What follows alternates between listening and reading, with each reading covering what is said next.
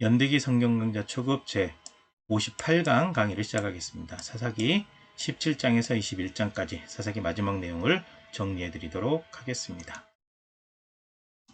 17장 내용을 보시게 되면 레위인 청년이 미가의 집에 제사장이 된 얘기가 나옵니다. 에브라임 산악지대에 미가라는 사람이 있었는데 어머니의 은 1100개를 훔쳐갔어요. 그래서 이제 어머니가 저주하니까 그 저주가 두려워서 돌려주게 됩니다. 어머니에게. 그랬더니 그 어머니가, 미가의 어머니가 아들을 위해서 그 은으로 신상을 만들어서 집에 둡니다. 그랬더니 미가가 에봇과 드라빔, 이 드라빔이 가족 수호신이거든요. 만들고 자기 한 아들을 제사장으로 삼았습니다. 근데 이때 이 사사가 다스리던 시대잖아요. 왕이 없기 때문에 사람들이 자기 생각에 옳은 대로 행하고 있었습니다. 그러니까 지금 미가도 다른 사람들처럼 자기 생각에 옳은 대로 마음대로 이것저것 만들고 또 아들을 자기는 에브라임 사람이면서 막 제사장으로 세우고 이런 일들이 있어요. 이때 유다 베들레헴 출신 레위인 청년이 미가의 집으로 갔습니다. 근데 미가가 그 청년을 데려다가 자신의 집 제사장으로 삼았습니다. 그래서 레위인이 청년 미가의 집에서 미가의 아들처럼 살면서 개인 집안의 제사장 노릇을 하는 겁니다. 그러면서 미가는 레위인을 제사장으로 삼았기 때문에 하나님께서 복을 주실 것이다 라고 믿었죠. 이렇게 잘못된 믿음의 표본을 알려주고 있습니다. 이제 18장 보시게 되면 미가와 단지파 사이에 있었던 일을 기록하고 있는데요. 단지파는 땅을 분배받지 못했다라고 나오는데 원래 땅을 분배받았습니다. 여호수아 19장 40절 보게 되면 받았어요. 그런데 이미 땅을 받았는데 마음에 들지 않거나 뭔가 이유가 있어서 새로 거주할 땅을 찾아다니고 있는 것으로 봐야 이 부분을 이해하는데 어려움이 없을 것 같아요. 그때 이제 단지파의 정탐꾼이 에브라임 산악지대 미가의 집에 들어가서 이제 유숙하게 돼요. 나그네는 이게 집에서 대접하고 자고 가게 하는 그 전통은 잘 이어졌던 것 같아요. 바로 이제 그 단지파 정탐꾼들이 레위인 청년을 알아보고 어떻게 된 건지 물어봤습니다. 그랬더니 사실을 다 얘기합니다. 자기가 이제 제사장 된 배경, 이런저런 배경을 다 얘기를 해줬습니다. 그리고 정탐꾼들이 잘 될 것이라고 이제 말을 해주게 되는 거죠. 정탐꾼들이 잘 될 것이라고 이제 말을 하는 거죠. 그래서 단지파 이제 600명이 미가의 집에 와가지고 신상, 에봇, 드라빔을 정탐하고 돌아간 다음에 이제 데리고 와서 빼앗아가 버립니다. 그리고 그 레위인 청년을 모든 사실을 다 알려준 레위인 청년을 데리고 가서 단지파의 제사장이 되라고 제사장으로 삼아버린 거죠. 그러니까 미가가 따지죠. 왜 가져가냐라고 따지니까 죽고 싶지 않으면 조용히 해라. 그래서 미가도 조용히 할 수밖에 없었습니다. 그래서 이제 단자손이 라이스라고 하는 지역에 이르러서 점령하고 그곳을 단지파의 땅, 단이라고 이름을 지어버리게 되죠. 그리고 게르솜의 아들 요나단과 그의 자손이 단지파의 제사장이 되게 됩니다. 그래서 성막이 실로에 있어요. 계속 실로에 있습니다. 처음 가나안 땅 정복할 때부터 성막은 계속 실로에 있습니다. 이때 미가가 만든 그 신상이 단지파에게 있었다. 이 정도로 지금 타락해 있는 거예요. 하나님의 그 언약궤가 있는 성막이 따로 있는데 이 단지파가 자기 나름대로 신상을 만들어 놓고 제사장을 세우고 하나님과 멀어져 버린 삶을 살았다라는 거죠. 이게 18장의 내용이 되겠고요. 19장 넘어가게 되면 어떤 레위인과 그 첩에 대한 얘기가 등장하고 있습니다.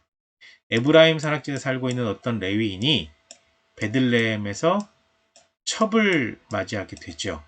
그러니까 레위인이 첩을 맞이한다는 것도 지금 하나님의 말씀과 어긋난 거죠. 근데 그 레위인의 첩이 또 외도하고 음행하고 유다 베들레헴으로 돌아가 버렸네요. 그래서 3개월이 지났어요. 그래서 그 레위인이 첩을 데려오려고 하인과 나귀 2마리를 끌고 갔습니다. 근데 가서 장인이 자꾸 붙잡으니까 뭐 오늘 가라 내일 가라 더 있다 가라 더 있다 그래서 4일을 머물렀습니다. 그랬다가 이제 도저히 안 되겠다 싶어서 이제 떠나서 기브아 지역으로 이제 들어가게 되죠. 근데 기브아 지역에 들어가서 어느 집이든 영접해주는 사람이 있어야 들어가서 유숙할 수 있는데 영접해주는 사람이 없어요. 원래 전통이 나그네들이 그 마을로 들어오는 입구에 서 있으면 자기 집으로 초대하도록 돼 있는데 그 전통조차도 지키지 않는 상황이 돼버린 거죠. 이때 이제 한 노인이 밭에서 일하고 돌아오는 길에 그 레위인을 자기 집으로 영접을 하게 됩니다. 이 노인은 에브라임 산악지대 사람인데 베냐민 지파 기브아에 머물고 있었습니다. 그랬더니 바로 그날 밤에 불량배들이 와가지고 오늘 온 사람 내놔라. 동성애하겠다라는 의미가 이렇게 담겨 있어요. 상관하겠다. 몰려왔습니다. 이렇게 됐을 때 이제 레위인이 자기 첩을 불량배들에게 내어주었어요. 그랬더니 그들이 첩을 밤새도록 몹쓸 짓을 했어요. 돌아가면서 몹쓸 짓을 했겠죠. 그래서 결국은 그런 일을 당하다가 문 입구에서 죽어버리게 됩니다. 그렇게 되니까 이 레위인이 자기 첩을 12조각으로 쪼개가지고 각 지파에 보내는 끔찍한 일이 벌어졌습니다. 이 정도로 영적으로 어두워져 있고 도덕적으로 타락해 있는 이 사사시대의 특징을 대변하고 있는 사건 가운데 하나가 바로 19장의 내용이 되겠습니다. 그래서 이제 20장 내용을 보시게 되면 그걸 보고 온 이스라엘 지파의 지도자들이 다 모였습니다. 그리고 보병 40만 명을 준비했죠. 그리고 레위인에게서 베냐민 지파의 모든 만행을 이스라엘 백성들이 들어요. 그거 듣고 나니까 막 마음에서 끓어오르는 분노가 있어요. 모든 이 이스라엘 백성들이 베냐민의 만행을 징계하자라고 결의했습니다. 결의하고 한 번의 기회를 줬죠. 온 이스라엘 백성들이 베냐민 지파에게 불량배들 내놔라, 넘겨주라.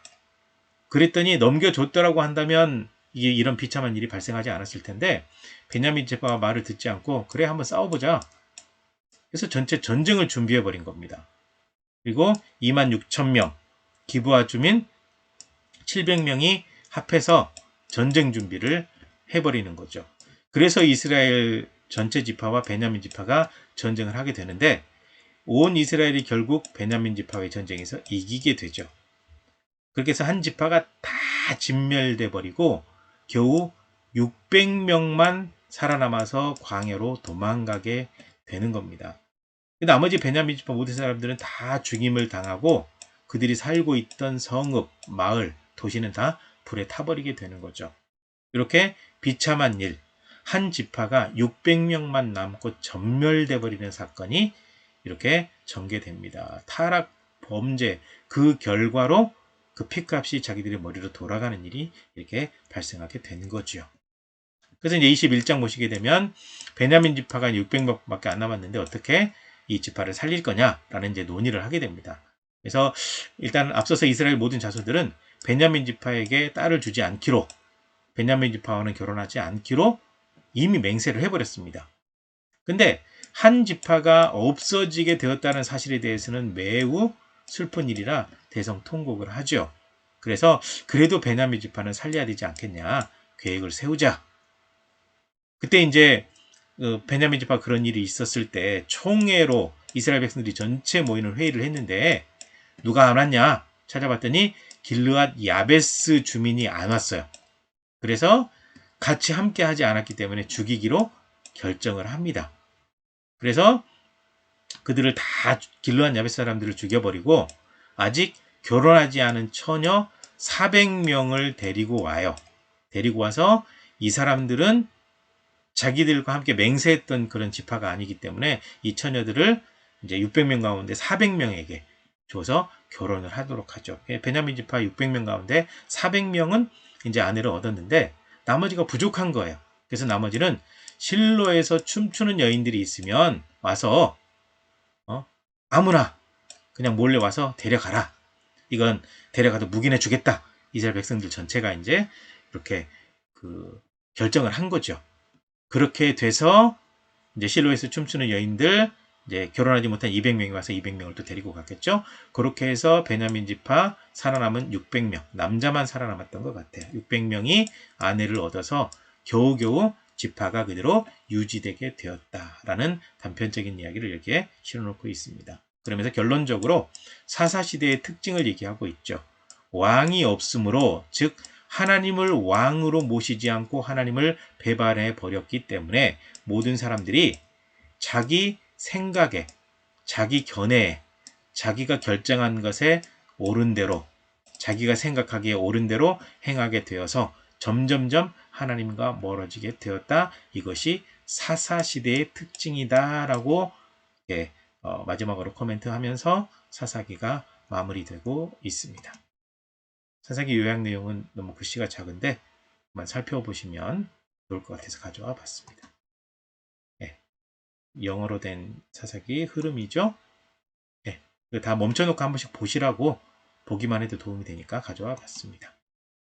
네, 그리고 각 지역에서 이제 사사가 어느 지파에서 어느 지역에서 나왔는지 그것도 찾아놨더라고요. 한번 보시면 좋을 것 같습니다. 여기까지입니다. 수고하셨습니다.